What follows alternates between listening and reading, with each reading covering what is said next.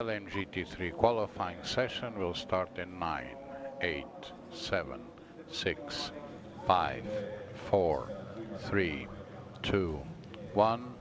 LMGT3 qualifying session has started. You tell that's a second and third, and because James set it first. Ooh, Thomas Floor, little touch on the barriers, probably hasn't done too much damage. Fourth quickest in the session. Here comes the 46. Harty. He'll have another chance at the line. He moves up. So he's up into ninth. Yeah. Obrarescu, 13th, not an improvement. Thomas Floor, this should be an improvement for the Ferrari driver. Is it going to be enough to take him from 16th into the top 10?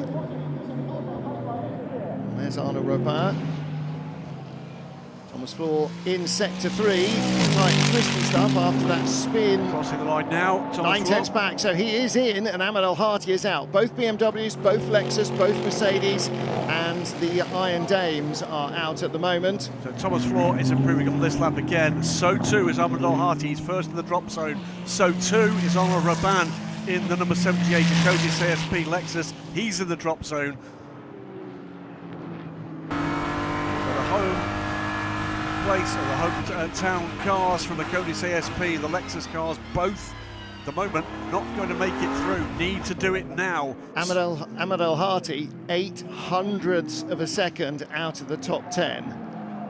Certainly with that middle sector, it doesn't look like he's going to be improving on this lap at all. So I think that's going to be P11 at the flag. But let's wait and see what happens. Yeah, Yasser Shaheen in 31, a yellow first sector, so not even better in sector 1. Now Harty's going to need to find something in sector 2. Andrew Gilbert 16th. Everybody at the end of the checkered flag, below 10th, that's where they will start on the grid, barring any penalties. Here so comes Gilbert, Harty. Is there going to be improvements? doesn't need much, doesn't get enough. And Yasser Shaheen in the 31 BMW, the Benz machine, he's bailed on that one. Watching Martin Berry as well as we watch Yasser Shaheen in this car. But, don't think Yasser is on. He's not on a quick lap. He absolutely wasn't coming down the hill to turn 10. Martin Berry, yellow sector 1, yellow sector 2, so no improvement, so he'll come into the pits on this one. So disappointment there, the man in the hat, the boss of the WRT team. Vincent Vos looking a little bit disappointed with that. One still to watch here. Martin Berry, possible, might just do it. Yellow sector 1 and yellow sector 2 seems highly unlikely. But keep an eye. Thomas Floor, by the way, under investigation for an unsafe rejoin after that spin earlier in the session. Well, that might be a bit of salvation from Ahmed El Harty if Floor picks up a penalty or loses a lap time for it. There is only 800s between Floor and El Harty. Martin Berry, by the way, it was no improvement for him. And yes. Both Lexus are out of this session. So too the 46 Team WRT BMW. Iron Lynx's 61 and 60 AMG don't make it. So both BMWs, both AMGs, both Lexus, the Iron Dames Porsche, and the Proton Competition 77 that was not in this session. A lot more about the potential in these packages. That's the bronze drivers done. It will be silver drivers next for the Hyperpole session. 1 minute to start LMGT3 Hyperpole. We are under 1 minute to start LMGT3 Hyperpole. Keeping an eye though, by the way, gentlemen, on the form of the 10th place car at the moment. Keep an eye on the graphics is showing us Sebastian Boe and Johnny Edgar.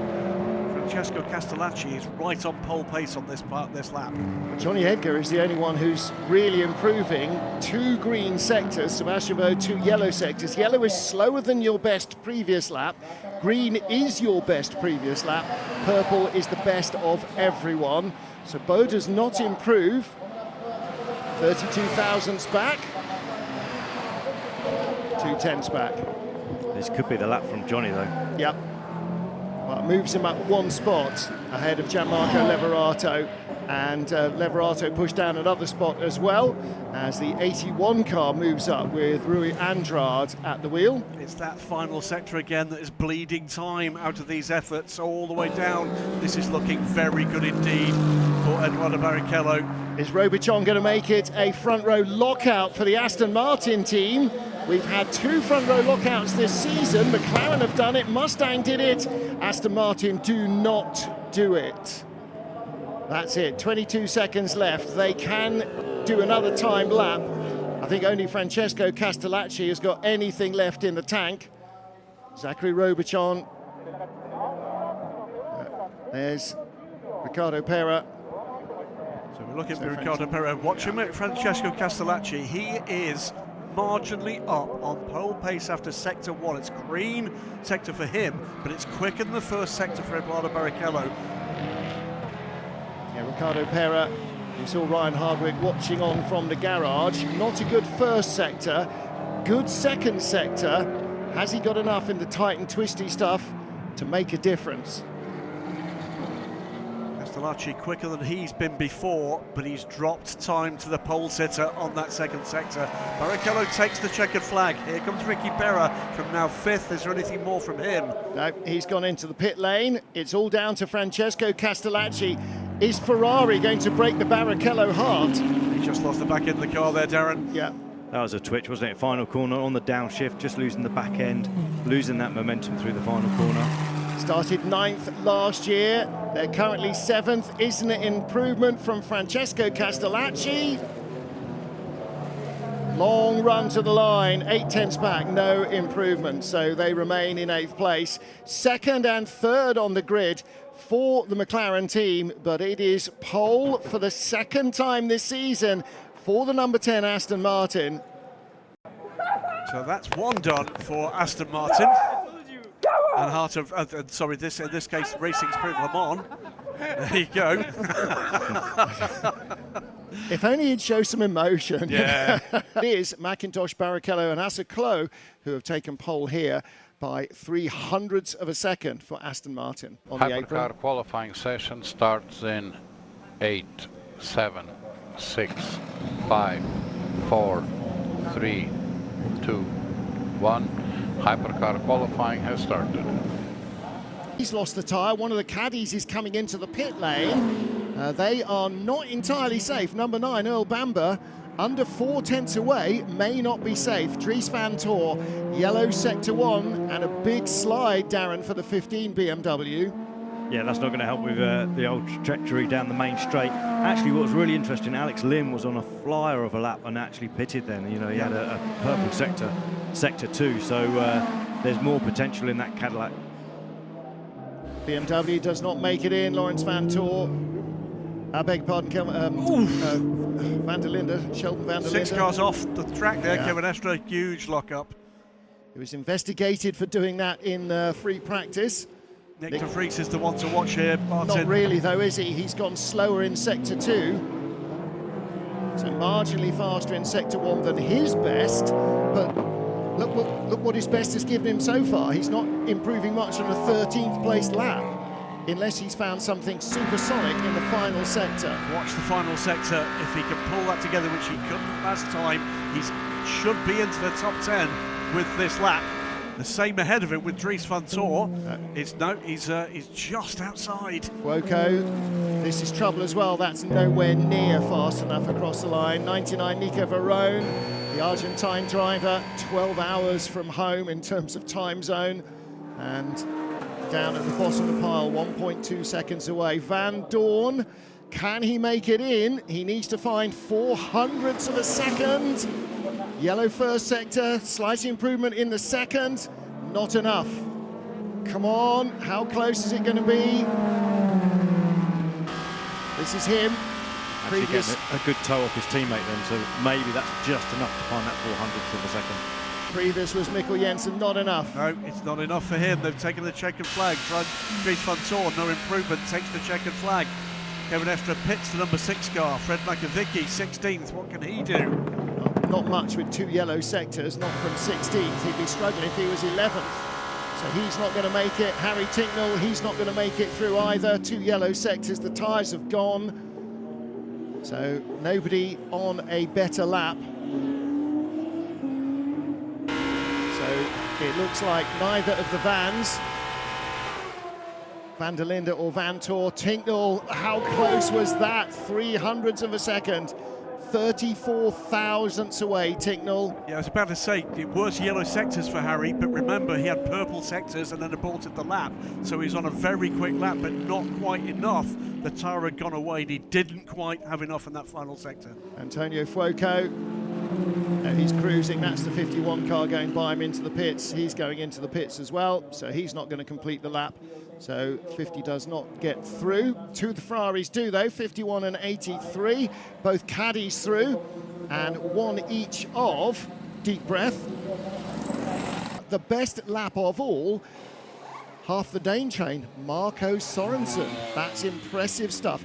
Okay, 54 thousandths, that's nearly double the gap at the top of LMGT3. That's a yawning chasm, but it's definitely not enough to guarantee that they're going to start on pole. And then look at the Alpine at 6, 7 and 8 were separated by about 400ths of a second, those three cars as well. Outside the top 10, 007 Aston, the Peugeot, the BMW and the rest. HYPERCARs will start in 10, 9, 8, 7, 6, 5, 4, 3, 2, 1.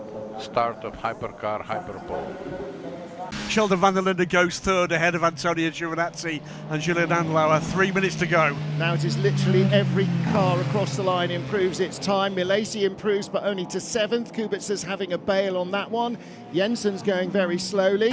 So they're trying to give their tyres one lap of breathing space before going again and hitting it hard. 9th to Ware for Alex Lynn, 9th to first. Nice to first for last year's pole setter by 38 thousandths of a second. It's a Cadillac Hertz Team Jota 1-2 from Peugeot, from BMW, from Ferrari. What about Earl Bamber? What's his response going to be? Well, he's lost time in sector 2. And his teammate Alex Lynn was purple in sector 2. We need to be looking at Bamber, we need to be looking at Antonio Giovinazzi as well, because he's on an absolute flying lap as well. It could be Ferrari at this point. 2 minutes to go. Sorensen in the Aston just jumped up to 5th place. But Bamber, is that going to be enough to improve? I don't see it. It's a tiny margin though, 38 thousandths between the two of them. So that's not an improvement. What about the Ferrari coming down towards the line for 51 car? Where's that going to end up? 3/10 back, so he stays in 6th. Bamber's just about got time for a slightly slower lap. Alex Lynn is knocking this out of the park. What does he know that others don't about getting speed out of this track? Because he produced it last year and he's producing it again. Jensen Button watching with interest. Sebastian Bourdais was delighted in the garage. This could be another front row lockout for Cadillac. Yeah, that would be mighty impressive. He's brought a rocket to a knife fight, hasn't he? This one, he's 3/10 up after sector 2. 1:28.6 becomes what? 4/10 quicker, 1:28.2. Okay, that is the gauntlet thrown down. Here comes Earl Bamber's riposte. Again, not the fastest first sector in the 38. But he's close here. This is going to be tight. He's under a 10th back after sector 2. Nobody else improving at the moment, with the exception maybe of Julian Andlauer. Rio Hilkara is on that breather lap, so is Mikkel Jensen. It's probably Sheldon van der Linde. Everybody trying to find one last lap. Here comes Bamber down towards the line. What could this be? Final 30 seconds of HYPERPOLE. It is currently Caddy 1-2. It remains Caddy 1-2, but the other 8 cars all have one more lap. Watching Kubica as well, he's also on a fly. Here comes the Porsche, crosses the line. That is no improvement for Julian Andlauer. Was that Hirakawa peeling into the pit lane, or was he just going slower? Here comes Giovinazzi. Into the pits. Rio shakes his head. No pole here for Toyota. He's got everything he can out of it. Bamber, purple sector 1. Okay, it is on. It is properly on here. Alex Lynn versus Earl Bamber. Also one to watch on this lap is going to be Marco Sorensen. Not quite on the ultimate pace, could make it up onto the second row of the grid. And that would be mighty impressive. Kubica 2. Improvement from him, but he's crossed the line and he will be no better than 10th. He'd be disappointed with that. Only in Kota has one Aston Martin made it through into HYPERPOLE. That was Marco Sorensen. He started 9th there. Unless something very, very weird happens, he's going to be much better up the grid. This is an improvement on 5th. He's on track here. It's within reach, even from the front row of the grid for Marco Sorensen. He needs 0.08 of a second, less than 1/10, and he's up on his previous best in sector 1 and 2. Is this row 2 of the grid for Aston Martin and Marco Sorensen? He's 3rd fastest. That's sensational. Earl Bamber, purple sector 1, but how far off is he in sector 2? 300-second back from Earl Bamber, that effort from Marco Sorensen. Mighty stuff. He is not far off. Earl Bamber is only a fraction off the time of Marco Sorensen. Bamber is that's end of the session for. That's a shame. He's taken the checker. Earl Bamber, yes. That's it, checker. done. It is going to be Hyperpole again for Alex Lynn. 2 in a row here at Fuji. It's a Cadillac 1-2, the 12 from the 38. And he takes the 100th pole in WEC history, and that is landmark. He does love his pole position runs, as Alex Lynn. and he will be elated with this, elated. That is the 3rd pole for the number 12 Cadillac this season. Pole at Le Mans, pole in Sao Paulo. And this Cadillac Hertz Team Jota program is beginning to come alight now, isn't it? That's a staggering performance by Alex. 4/10 clear, and the rest of the top 10 covered by 6/10, just to show what a lap that was. That's need that sort of energy within the team. But if the team principal has chosen the right drivers, then you're all sort of gaining off each other in a positive way. Yep. You only need one driver in there to mix it all up and cause friction. But I think most of these teams, they've got a good lineup. They've got people that are all complementary to each other, and that just really helps everyone move forward. Cadillac, Aston Martin, Tour Team Valkyrie, the Peugeot, BMW, Ferrari, Porsche, Toyota, Alpine, and of course a Ferrari. They're your top 10.